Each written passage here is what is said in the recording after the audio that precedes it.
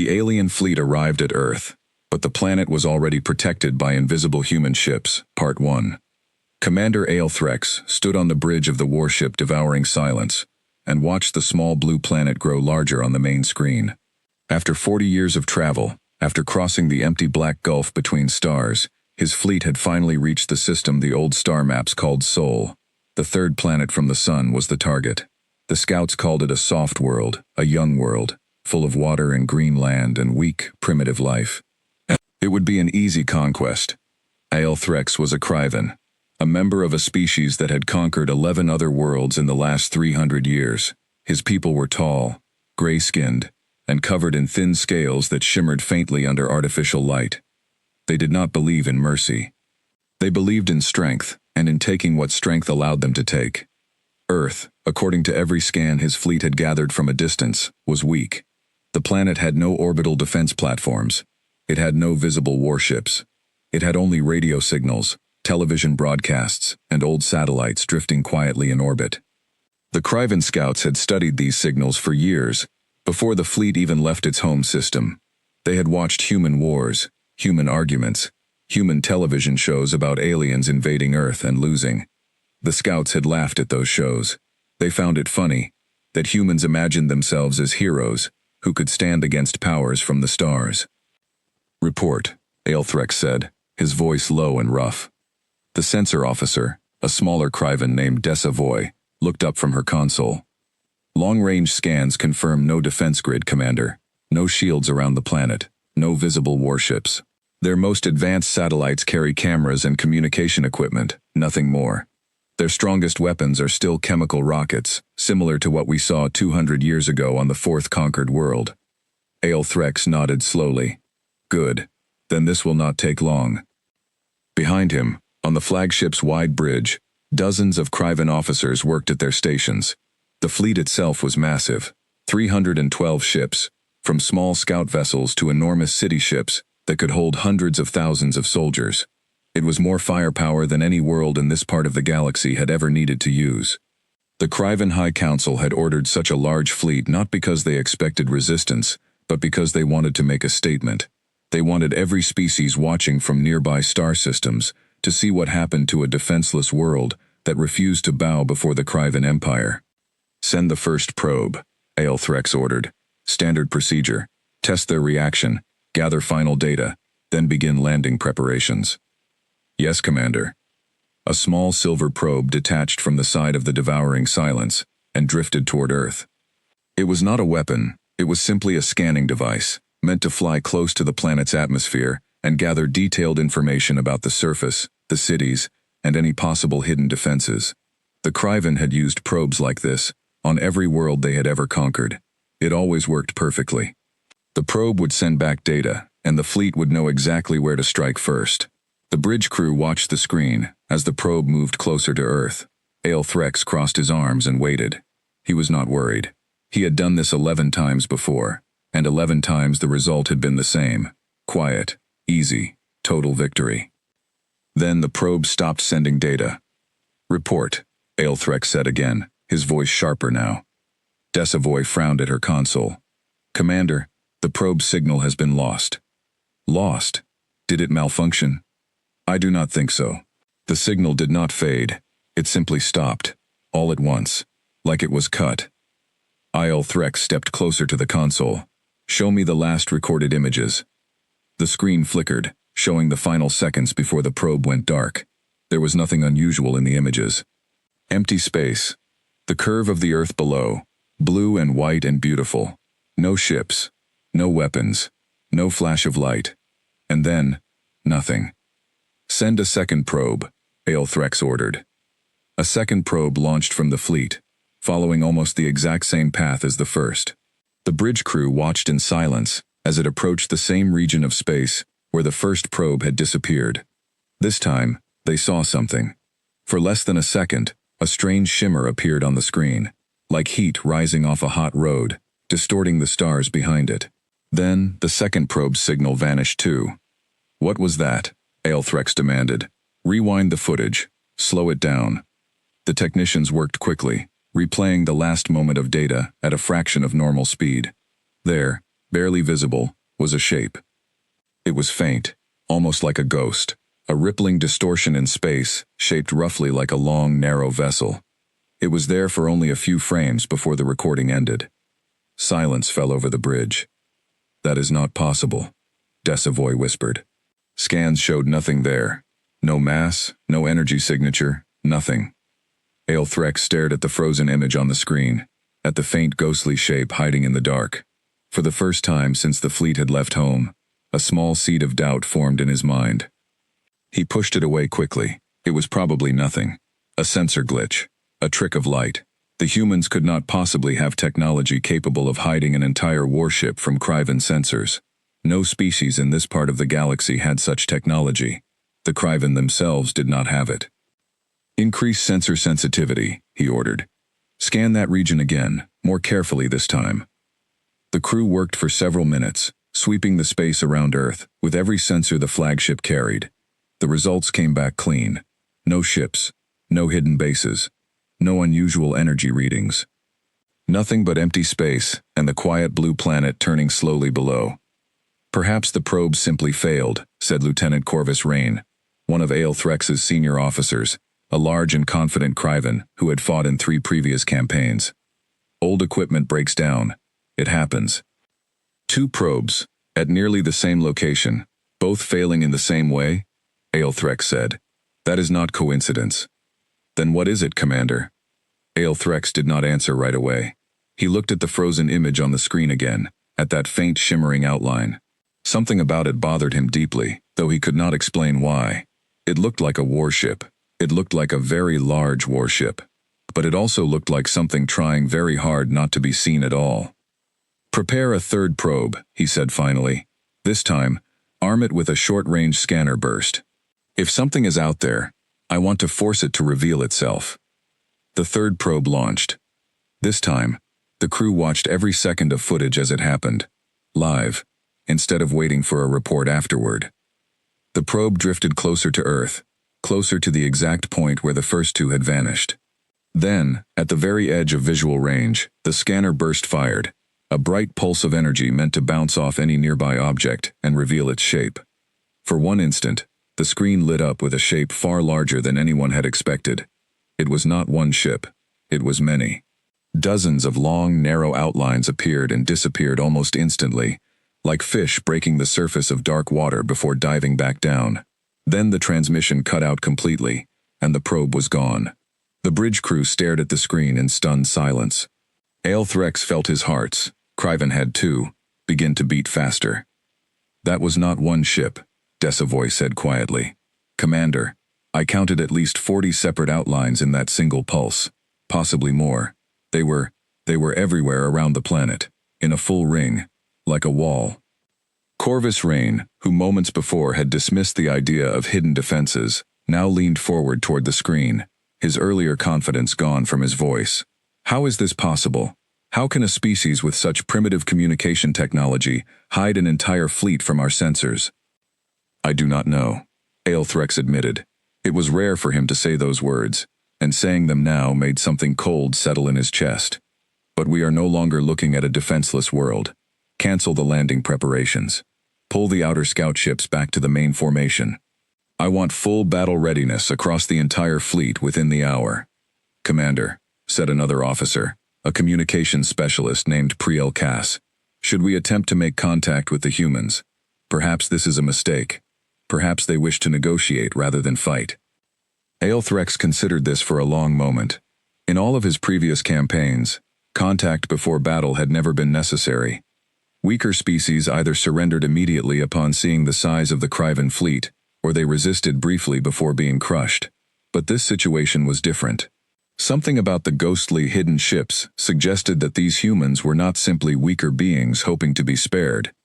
They had built something extraordinary, something that even Kryvan science, considered among the most advanced in this region of space, could not fully detect. "Open a channel," Aelthrex said.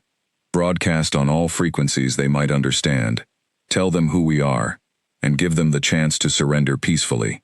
If they refuse, then we will show them exactly why every world we have ever approached has chosen to bow." The message was prepared and sent. translated into dozens of human languages that the Crevan linguists had studied from decades of intercepted broadcasts. The fleet waited. Minutes passed in silence. Then a response came, but it was not what Aelthrex expected. It was not a leader speaking on behalf of Earth's nations. It was not a plea for mercy, nor a declaration of surrender. It was a simple, short message, spoken calmly by a human voice, translated automatically by the ship's systems into the Crevan tongue. This is Fleet Command, Sol System Defense Network. Unidentified fleet, you are currently inside a restricted zone. You have been tracked since you entered this system 4 days ago. Turn back now, and no harm will come to you. This is your only warning. Aelthrex felt every officer on the bridge freeze at those words. 4 days. The humans claimed to have been tracking the Crevan fleet for 4 full days, long before the fleet had even begun its approach toward the planet. If that was true, then the humans had detected the Crevan fleet long before the Crevan had detected any sign of human defenses. That is a bluff, Corvus Wren said, though his voice lacked its earlier certainty. They are trying to frighten us with false claims. Perhaps, Aelthrex said slowly, or perhaps not. He looked again at the small blue planet on the screen, calm and quiet, seemingly unprotected, exactly as every scan and every report had promised. But now he understood that appearances could be deceiving in ways he had never imagined. Somewhere around that peaceful-looking world, dozens, perhaps hundreds of invisible ships were waiting silently, watching his fleet, tracking his every move, and he had not even known they were there until they wanted him to know. For the first time in his long career, Commander Aelthrex of the Crevan Empire felt something he had almost forgotten the taste of: fear. "Send the response," he said finally. "Tell them the Crevan Empire does not turn back. Tell them we have come to claim this world, and we will not be frightened away by tricks and shadows." He said the words with confidence, because his officers needed to hear confidence from their commander. But inside, a quiet and growing part of him wondered if he had just made the greatest mistake of his life. Far below, deep beneath the surface of the Pacific Ocean, inside a command center built into the rock of an old volcanic ridge, a woman named Admiral Sarah Chen watched the same exchange unfold on her own screens. She was 58 years old, gray-haired, with sharp eyes that had spent the last 20 years preparing for exactly this moment. Around her, dozens of officers worked quietly at their stations, monitoring the Crevan fleet's every movement with instruments far more advanced than anything the public had ever seen or even imagined existed. "They refused," said a young officer beside her, reading the translated response. "They're proceeding with landing preparations." Admiral Chen did not look surprised. She had expected this. Species like the Crevan, who had spent centuries conquering weaker worlds without resistance, rarely turned back from a single warning. Pride and habit ran too deep in them. "Wake the rest of the fleet," she said calmly. "Full activation. It's time they learned exactly what humanity has been building, while they thought we were still throwing rocks at each other." The young officer nodded and began transmitting the order. Across the dark space surrounding Earth, hidden inside the bending light of technology born from decades of secret human effort, hundreds of ships that no alien sensor could properly see began, one by one, to power up. The Crevan fleet believed it was approaching a defenseless world. It was about to discover exactly how wrong that belief had been. 30 years earlier, humanity had learned a hard lesson. It began with a single event that most people on Earth never fully understood, because the governments of the world agreed, for once, to keep it quiet. A small alien scout ship, from a minor species called the Torval, had entered the solar system on a routine survey mission. It was not a warship. It carried no weapons capable of destroying a planet. But when it detected human radio and television signals coming from Earth, its automatic systems recorded everything and prepared a full report to send back to Torval space, marking Earth as an inhabited world with primitive technology and no visible defenses. The scout ship was destroyed before it could send that report, not by any human weapon, but by a simple, almost embarrassing accident. It flew too close to a cluster of old Cold War-era space debris and was struck by a fragment of a broken satellite traveling at incredible speed. The impact crippled the ship, and it crashed into the Nevada desert. When military scientists reached the wreckage, they found something that changed the course of human history: circuits and metals unlike anything on Earth. A power source far beyond human understanding. and most importantly, star charts, showing not just the location of Earth, but the location of dozens of other inhabited worlds, along with notes, translated slowly over the following years, describing empires that conquered weaker planets as a matter of routine. The scientists who studied the wreckage understood immediately what this meant. Earth was not alone in the universe, and somewhere out there, among the stars, were beings who saw worlds like Earth not as neighbors to greet, but as resources to take. A secret meeting was called. Leaders from nations that had spent decades pointing weapons at each other sat down in a single room and were shown the wreckage, the star charts, and the terrifying truth it revealed. For the first time in human history, the greatest powers on Earth agreed on something without argument. This discovery could not be shared with the public, not yet, and it could not be ignored. Dr. Elias Marsh, a physicist working at the time on advanced propulsion research, was one of the first scientists brought in to examine the alien wreckage. He was a quiet, careful man in his 40s, more comfortable with equations than with speeches, but what he saw in that Nevada facility changed him completely. He remembered standing in front of the crumpled alien hull, running his hand along a strange metal surface that felt cold and warm at the same time, and thinking one simple thought: we are children, standing at the edge of a much larger, much more dangerous playground, and nobody bothered to tell us the rules. Within a year, a new organization was formed, hidden from public knowledge, funded secretly by contributions from nearly every major government on Earth. It was called the Sol Defense Initiative, though within the organization itself, people simply called it the program. Its single purpose was to prepare Earth for the day when a hostile fleet, like the one that had destroyed the peaceful worlds mentioned in the alien star charts, might finally arrive. The task seemed impossible at first. Human rockets could barely reach the moon efficiently. Human computers, while advanced for their time, were nothing compared to what the recovered alien technology suggested was possible. But the wreckage itself became the key. Piece by piece, system by system, scientists across dozens of secret laboratories began reverse engineering the alien technology, blending it with human ingenuity, in ways nobody could have predicted.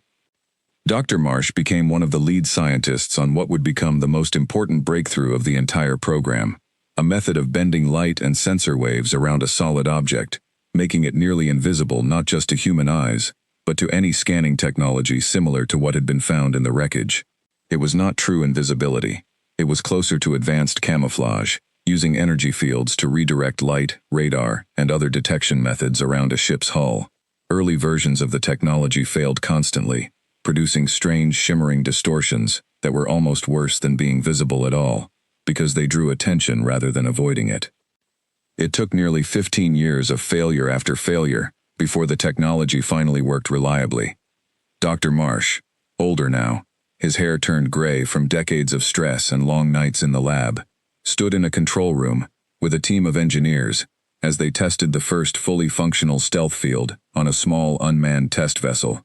The ship, named simply Test Unit 1, floated in low Earth orbit, while a network of tracking stations on the ground and in space tried every method available to detect it. For 20 straight minutes, nothing could find it. The room erupted into quiet, exhausted cheers. Not loud celebration, because everyone in that room understood the seriousness of what they had just accomplished. They had not built a toy or a scientific curiosity. They had built the first true piece of Earth's future defense against forces from beyond the stars. From that moment forward, the program shifted its full focus toward building an actual fleet.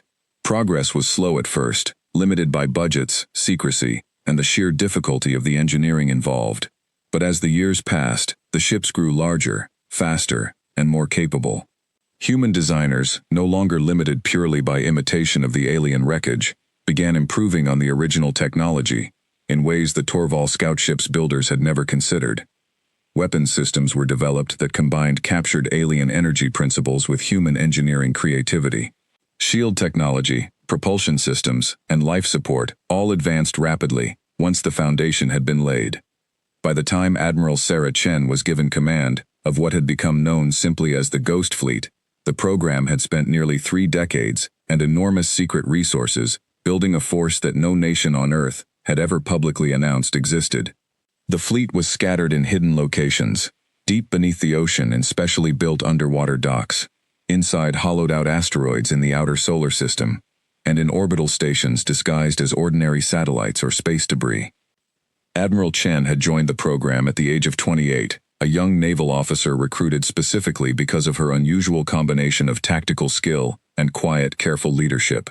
She rose through the ranks over the following decades, not through political connections, but because she consistently made the right decisions during crisis simulations that tested how humanity might respond to different kinds of alien threats.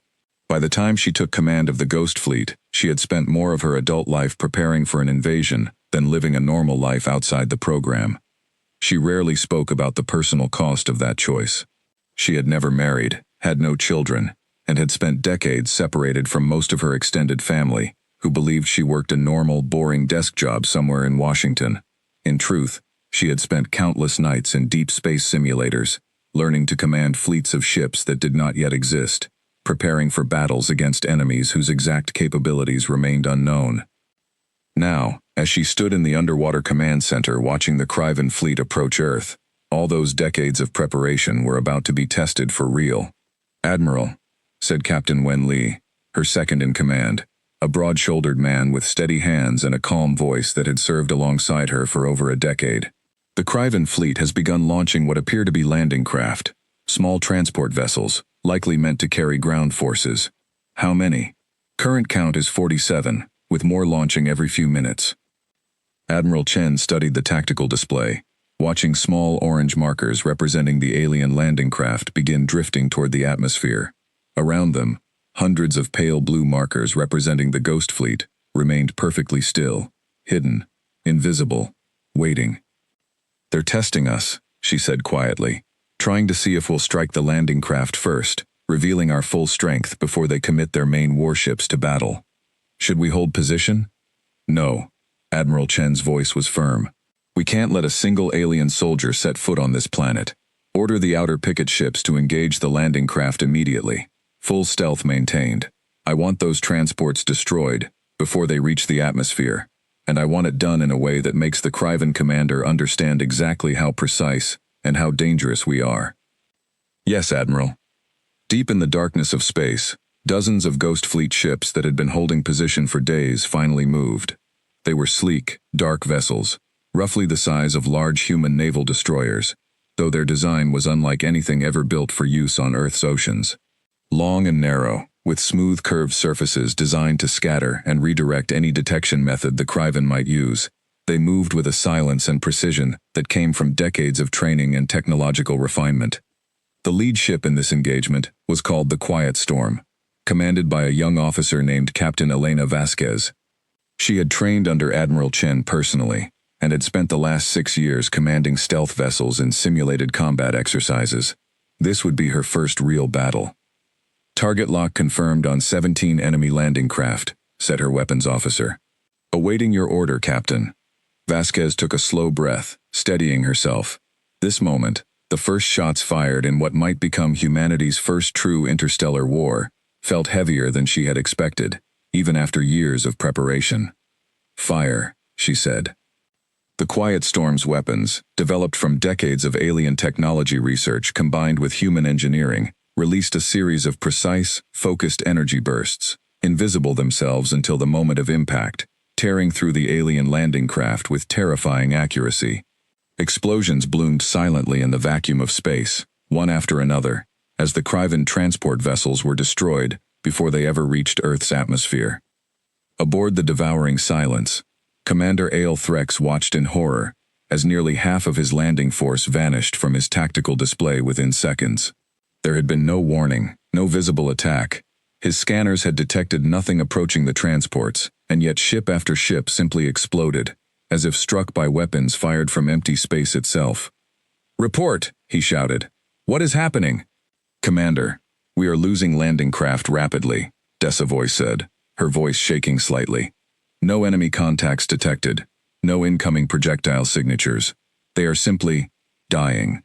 Corvus Rain slammed his fist against his console in frustration. "This is impossible. No weapon can strike with such precision without revealing its firing signature." But it was happening. Within 3 minutes, 31 of the 47 landing craft had been destroyed, each one struck with almost surgical precision, while the remaining transports scrambled to retreat back toward the safety of the main fleet. Aelthrex stood in stunned silence, staring at the tactical display, watching the wreckage of his ships tumbling silently through space. He had commanded fleets through 11 successful conquests.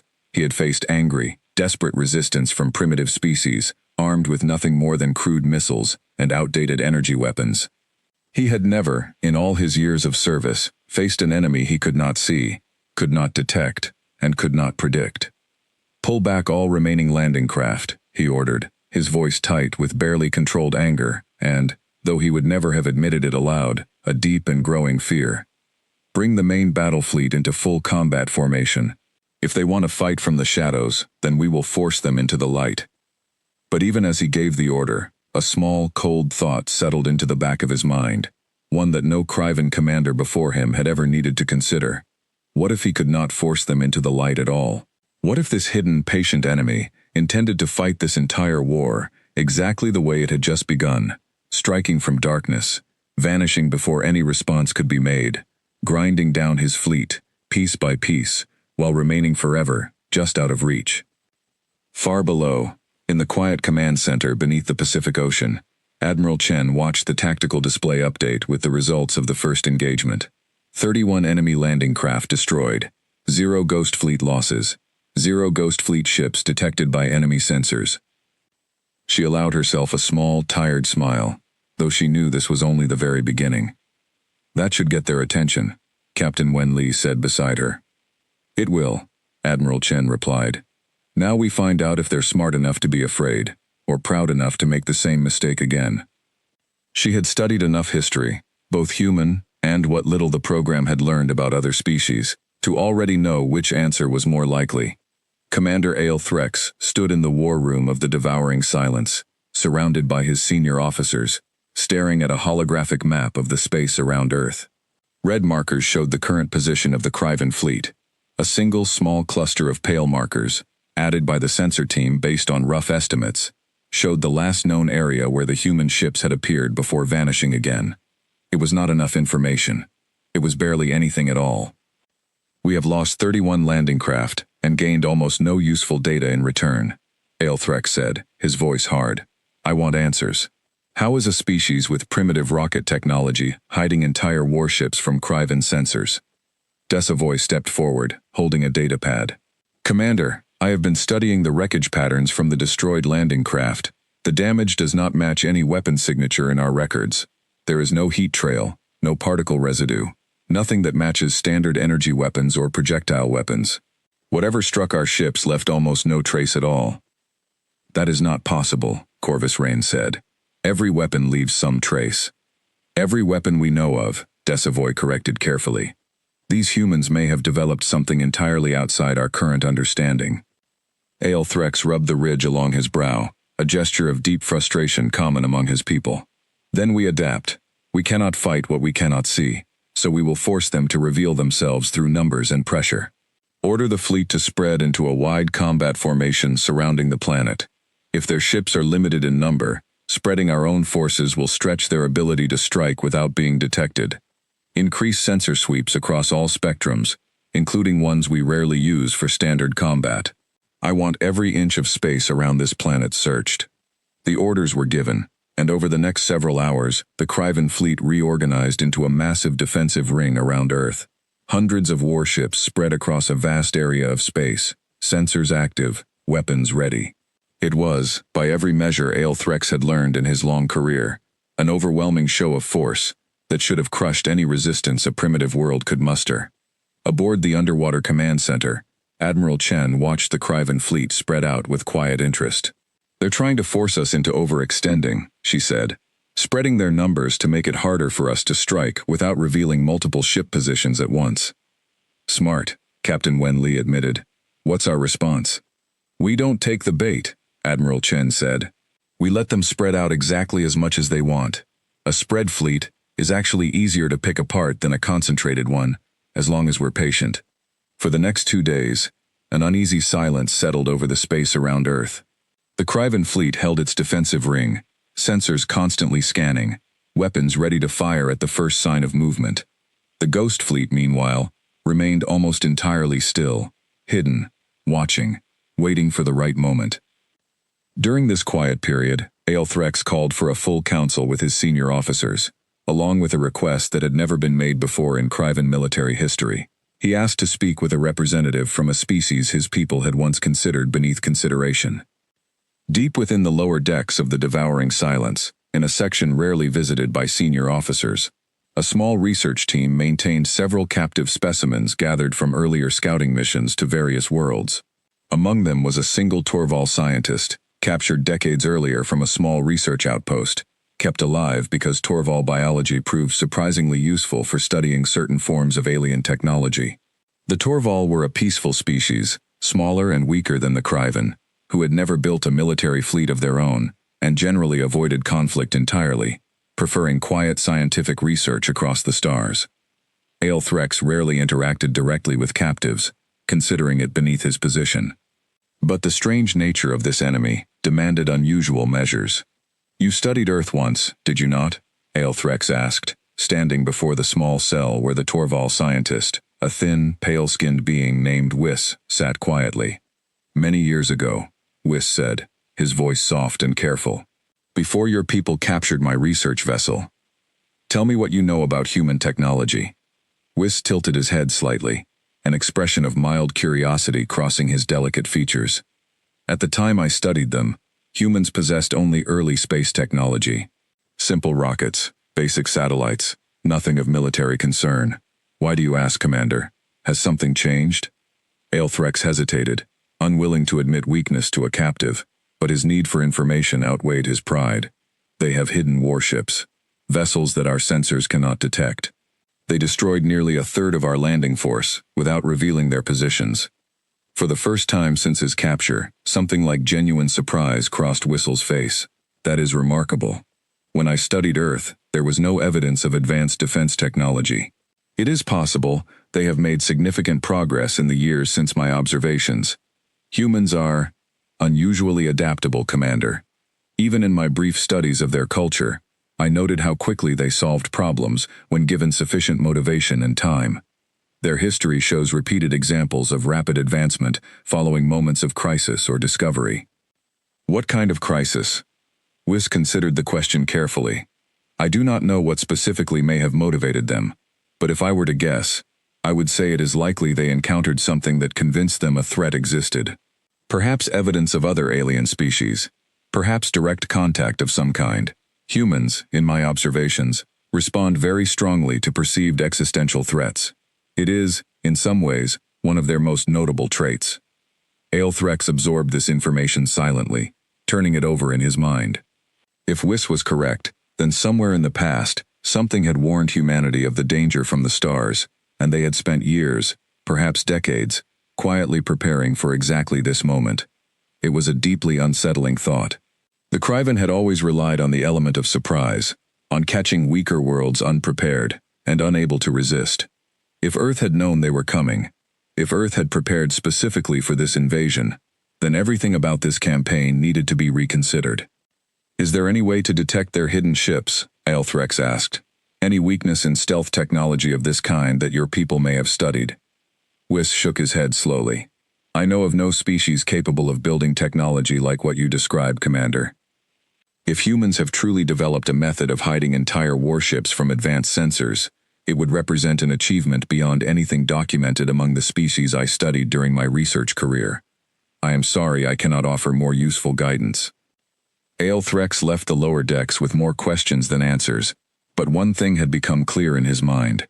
This would not be the easy conquest his superiors had promised him.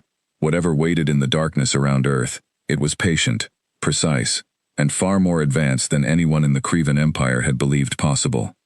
The uneasy standoff broke on the third day, when Aelthrex, growing impatient and increasingly aware that his superiors back home would soon demand results, made the decision that Admiral Chen had been quietly hoping for. "We will advance the main fleet directly toward the planet," Aelthrex announced to his assembled officers. "If they wish to defend Earth, they will be forced to reveal themselves in significant numbers to stop a fleet of our size. Better to face them in open battle than to wait here indefinitely while they pick apart our forces piece by piece." It was, by Kryvan military tradition, a reasonable decision. Overwhelming force had won every previous campaign. Surely a large enough advance would force any defender into a decisive confrontation, one the Kryven's superior numbers could win, through sheer strength alone. The fleet moved forward, 300 warships advancing in a tight, powerful formation directly toward Earth's orbit. Weapons charged, shields raised. Every Kryven soldier prepared for the battle that would finally prove their empire's dominance over this strange, hidden enemy. Aboard her command center, Admiral Chen watched the massive fleet begin its advance with calm, focused attention. "This is it," she said quietly to her assembled staff. "They're committing everything. Order full activation of the Ghost Fleet. All ships, all weapons, full combat readiness. It's time to show them exactly what humanity has built." "All ships confirm readiness, Admiral," Captain Wen Li reported. "We are at full strength. 287 vessels, positioned according to the defense plan." Admiral Chen studied the tactical display one final time, watching the massive red formation of Kryven warships advancing steadily toward Earth, and the hidden pale blue markers of her own fleet, spread carefully around the planet in positions chosen through decades of careful planning and simulation. "Remember your training," she said, her voice carrying clearly through the command network to every ship in the Ghost Fleet. "We are not trying to match their numbers directly. We are trying to make them regret ever entering this system. Strike hard, strike precisely, and above all, remain hidden as long as possible. Let them waste their strength fighting shadows." Across the darkness of space, hundreds of stealth vessels began quietly maneuvering into final attack positions, their hulls bending light and sensor waves around themselves, remaining invisible even as the massive Kryven fleet drew closer and closer to Earth.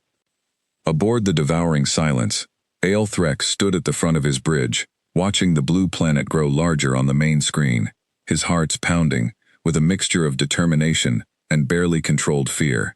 Somewhere out there, in the empty darkness surrounding his fleet, an enemy he could not see was waiting, watching, preparing to strike. "All weapons ready," Corvus Wren reported. "Formation holding steady. No enemy contacts detected." "Continue the advance," Aelthrex ordered, his voice steady despite the doubt gnawing at the back of his mind. "Whatever they are planning, we will meet it with everything we have." The massive Kryven fleet pressed forward, closer and closer to Earth, unaware that it was sailing directly into the center of a trap that had been 30 years in the making. The Kryven fleet crossed the final distance toward Earth's orbit in tight, disciplined formation, 300 warships moving as one massive wall of gray metal and glowing weapon arrays. To Commander Aelthrex, watching from the bridge of the devouring silence, it was still, despite everything that had happened, an impressive sight. Surely no hidden enemy, no matter how advanced their stealth technology, could stand against a force of this size without eventually being overwhelmed by simple numbers. "Enemy contact!" Decavoy suddenly shouted. "Multiple contacts, bearing 317, distance 12,000 units. On the main screen, dozens of faint shapes flickered into visibility, their stealth fields briefly disrupted by the concentrated sensor sweep of the advancing fleet. For the first time, the Kryven were seeing the Ghost Fleet clearly, even if only for a few brief seconds. "Target them. All weapons, fire at will." The Kryven fleet unleashed a massive wave of energy weapons toward the newly revealed human ships. But even as the weapons fired, the human vessels vanished again, their stealth fields reactivating, slipping away into the darkness before the attack could land. Only a handful of stray shots struck anything at all, and those that did seemed to pass through empty space where the ships had been only moments before. "They're gone again," Corvus Wren shouted in frustration. "How can they move so quickly?" Before anyone could answer, the human fleet struck back. From a dozen different directions at once, precise, focused weapon fire tore into the Kryven formation. Ships exploded silently in the vacuum of space, their shields overwhelmed by attacks that seemed to come from nowhere. Each strike aimed with terrifying accuracy at critical systems, engines, weapon arrays, command sections.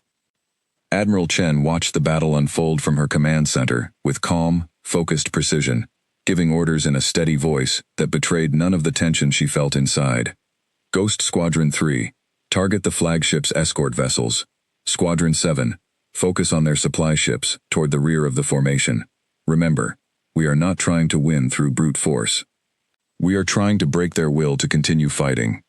Captain Elena Vasquez, aboard the Quiet Storm, guided her small squadron through a series of precise strikes, weaving between Kryvan warships, firing quick, deadly bursts, before vanishing back into stealth, only to reappear moments later, in an entirely different position. It was a style of combat the Kryvan had never faced before, one that relied not on overwhelming force, but on patience, precision, and the simple advantage of being unseen. Within the first 20 minutes of open battle, the Kryvan fleet had lost 43 warships, while the Ghost fleet had lost only 3. Aboard the devouring silence, Aelthrex watched the numbers scroll across his tactical display with growing horror. "This is not a battle," he said quietly, almost to himself. "This is a slaughter." "Commander? Orders?" Desavoy asked, her voice tight with barely controlled panic. Aelthrex stared at the display for a long moment, his mind racing through every tactical option available to him. Retreat would mean admitting defeat, something no Kryvan commander had ever been forced to consider against a species this far behind them in supposed technological development. But continuing to fight blindly, losing ships faster than he could have imagined possible, would mean the complete destruction of his entire fleet. "Concentrate our forces," he said finally. "Pull all ships into a tight defensive sphere around the flagship. If we cannot find them, we will at least make ourselves harder to strike without warning."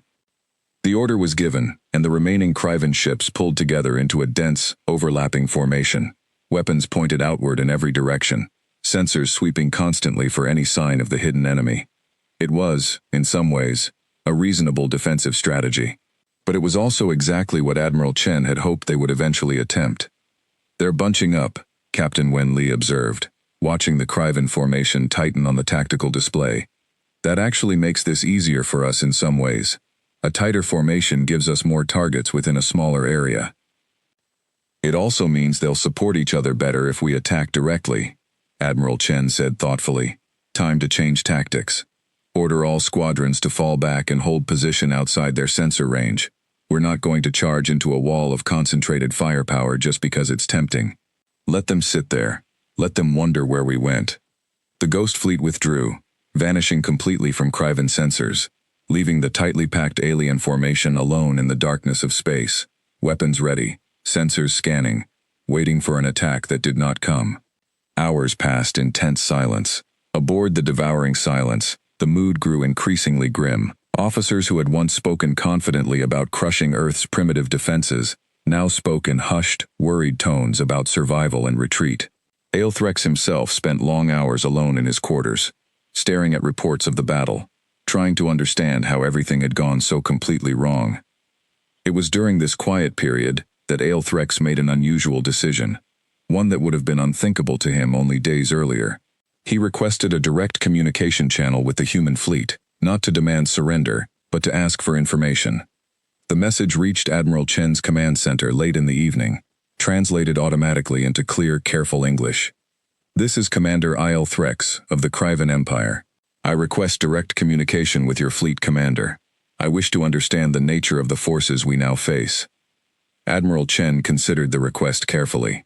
There was risk in any communication, the possibility of revealing information the Kryvan could use against them.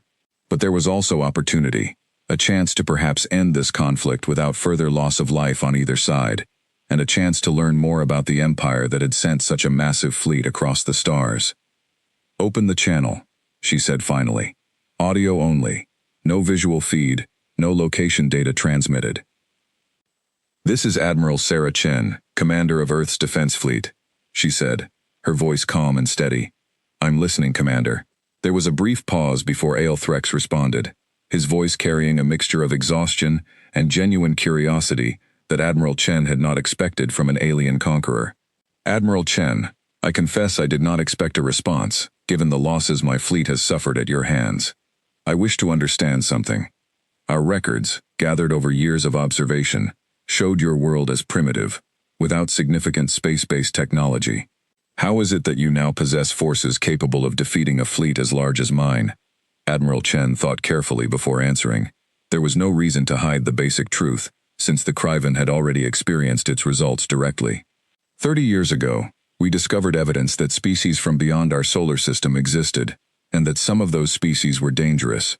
We made a decision, as a planet, to prepare for exactly this kind of encounter, rather than wait and hope it never happened. 30 years? Aelthrex repeated quietly. You built all of this, achieved technology beyond what my own empire possesses, in only 30 years? We had strong motivation, Admiral Chen said simply, and we had access to some early alien wreckage that gave us a starting point. Everything beyond that starting point, we built ourselves. There was a long silence on the channel before Aelthrex spoke again, his voice quieter now, more thoughtful. In my empire's history, we have conquered 11 worlds. Every one of them fell within days of our fleet's arrival, overwhelmed by superior numbers and technology they could not match. I came here expecting a 12th easy victory. Instead, I have lost nearly half of my fleet in a single engagement, to an enemy I have never once managed to properly see. You could still choose to leave, Admiral Chen said. We have no interest in destroying your entire fleet if it isn't necessary. Earth simply will not be conquered, Commander. That is the one thing I need you to understand clearly. Whatever happens next depends entirely on what you decide to do from this point forward. Aelthrex did not respond immediately. In the silence, Admiral Chen imagined him standing on his bridge, surrounded by the wreckage of his once mighty invasion fleet, weighing decades of Kryvan military pride against the simple, undeniable reality of what his forces had just experienced. I must consult with my remaining officers, he said finally. This channel will remain open should I wish to speak again. The communication ended, and Admiral Chen leaned back in her chair, allowing herself a brief moment of quiet relief. The battle was far from over, but for the first time since the Kryvan fleet had arrived, there was a real possibility that this conflict might end, without complete destruction on either side. Do you think he'll surrender? Captain Wen Li asked. I don't know, Admiral Chen admitted. Pride is a powerful thing, especially for a species that has never known defeat before today. But he asked questions instead of demanding vengeance. That tells me something important about him. Whether it's enough to change his mind, we'll find out soon enough. Aboard the devouring silence, Aelthrex called his senior officers together one final time, standing before them with the weight of an impossible decision resting heavily on his shoulders. Around him, the reports continued to arrive, listing the true cost of the day's battle. 112 warships lost, tens of thousands of Kryvan soldiers and crew members killed, and a fleet that, despite its still impressive remaining numbers, had been thoroughly humiliated by a species they had dismissed as primitive only days before. We have two choices, Aelthrex said quietly to his assembled officers.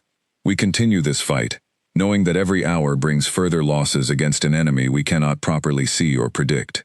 Or we withdraw, admitting defeat for the first time in Kryvan military history, and return home to report what we have learned about this world. Corvus Rain, who had once spoken so confidently about crushing Earth's defenses, now stood silent, his earlier arrogance replaced by the grim understanding of what continued fighting would truly cost. Commander, if we withdraw, the Council will demand explanations. They will not easily accept that a primitive world defeated a fleet of our size. Then we will show them the data, Aelthrex said.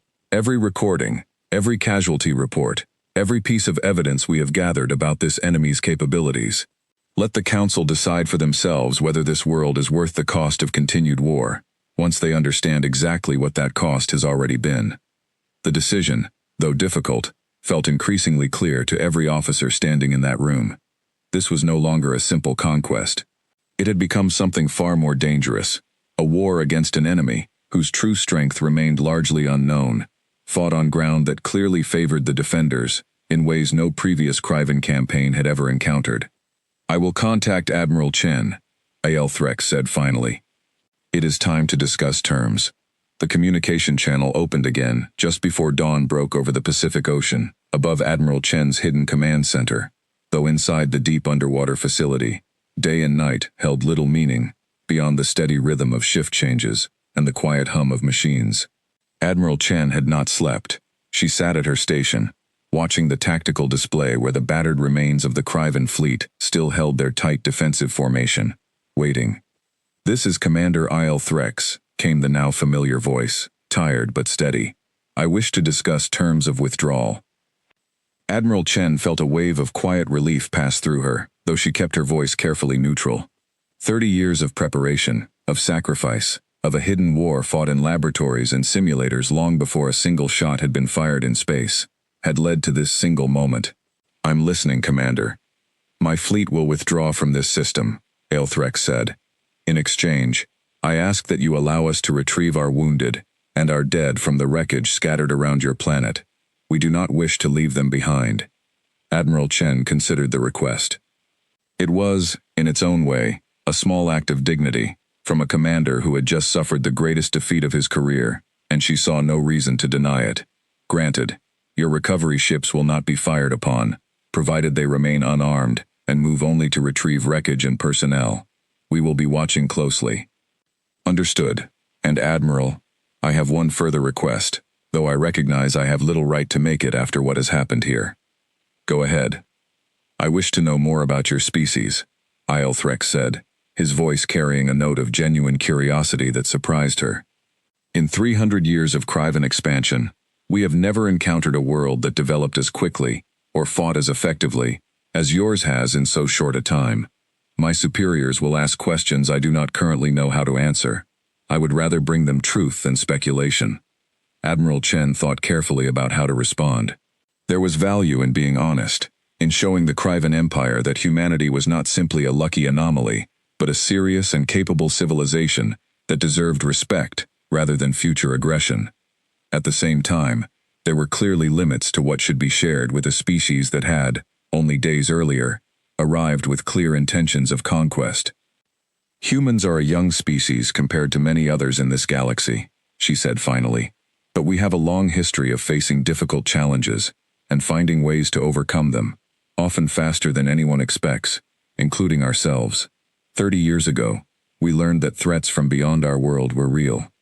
We chose not to wait passively for those threats to arrive. We chose to prepare, to build, to grow stronger, even while keeping that preparation secret from our own people, because we understood that surprise and readiness would matter far more than public celebration. A species that hides its own strength even from itself," Aelthrex said slowly, as though turning the idea over carefully in his mind. "That is unusual among the civilizations my empire has encountered." "Perhaps," Admiral Chen said, "but it worked exactly as we hoped it would. Your fleet arrived expecting an easy conquest, and instead found a defended world. I would suggest, Commander, that when you return home, you share this lesson with others. Not every world that appears weak on the surface truly is. Sometimes strength simply chooses not to announce itself until it is needed." There was a long pause before Aelthrex spoke again. "I will remember that lesson, Admiral, and I will make certain my superiors understand it as well. Whether they choose to heed it is unfortunately beyond my control." "That's all any of us can do," Admiral Chen said. "Speak the truth as clearly as we understand it, and let others decide what to do with that knowledge." Over the following hours, the remaining Kryvan fleet, now reduced to just under 200 ships from its original 312, began the slow process of withdrawal. Small unarmed recovery vessels moved carefully through the wreckage scattered around Earth's orbit, gathering the remains of destroyed ships and fallen soldiers under the watchful, unseen eyes of the Ghost Fleet. True to her word, Admiral Chen ensured that not a single recovery vessel was fired upon, even as some of her own officers questioned the wisdom of allowing their defeated enemy such mercy. "We could destroy the rest of them right now," Corvus Wren had argued privately to Aelthrex during those final hours, though his earlier confidence had been thoroughly humbled by the battle. "Why show restraint to an enemy who came here intending our conquest?" Admiral Chen, hearing a similar question from her own officers, offered a simple answer that would later be remembered by everyone present in her command center that day. "Because how we choose to win this fight matters just as much as the fact that we won it. If we want other species watching from the stars to understand that Earth is not an enemy to be feared without reason, only a world that defends itself fiercely when threatened, then mercy shown here will speak louder than any weapon we could fire." As the final Kryvan ships prepared to leave the system, the massive alien fleet formed into a long column and began its slow journey back toward the edge of the solar system, toward the long, quiet path home across the stars. Commander Aelthrex stood on the bridge of the devouring silence one final time, watching the small blue planet grow smaller behind him on the main screen. "Do you think we will return, Commander?" Desavoy asked quietly, standing beside him. Aelthrex considered the question for a long moment before answering. "That decision belongs to the Council now, not to me. But if I had to guess, I believe it will be a very long time before any Kryvan fleet chooses to test this world again. Some lessons are expensive enough that they only need to be taught once." Word of the battle spread slowly at first, carried through the quiet channels of interstellar communication used by traders, scouts, and minor species, scattered across this region of the galaxy. The story grew with each retelling. A small, primitive world, once considered defenseless, had somehow defeated a massive Kryvan invasion fleet, using ships that could not be seen or detected until the moment they chose to strike. Some versions of the story exaggerated the numbers involved. Others exaggerated the mercy shown to the defeated invaders. But the core truth remained consistent no matter who told it. Earth was not the easy target it had once appeared to be. Within the Kryvan Empire itself, the defeat sparked intense debate among the ruling council. Some officials demanded an immediate second invasion, larger and more prepared than the first, determined to erase the humiliation of losing to a species they still considered beneath them. Others, having studied the detailed reports and recordings Aelthrex brought back from the battle, argued strongly for caution, pointing out that a species capable of matching and exceeding Kryvan technology, within 30 years of first learning of alien threats, represented a danger far too unpredictable to risk further conflict with, at least not without much greater preparation and understanding. For now, caution won the debate, though whispers of a future reckoning never fully disappeared from certain corners of Kryvan military leadership.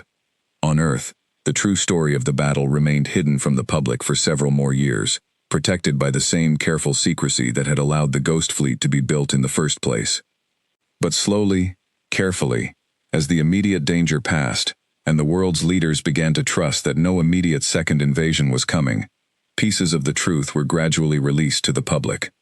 People learned, in stages, that humanity was not alone in the universe, that dangers from beyond their world were real, and that for 30 quiet years, dedicated men and women had worked in secret to ensure their planet would be ready when that danger finally arrived.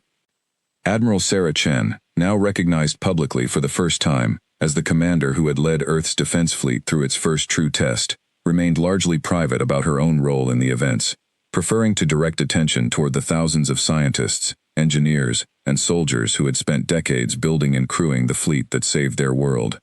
When asked, during one of her rare public interviews, how it felt to command Earth's defense during humanity's first contact with a hostile alien empire, she offered a simple, quiet answer that would later be remembered as one of the defining statements of that new era in human history.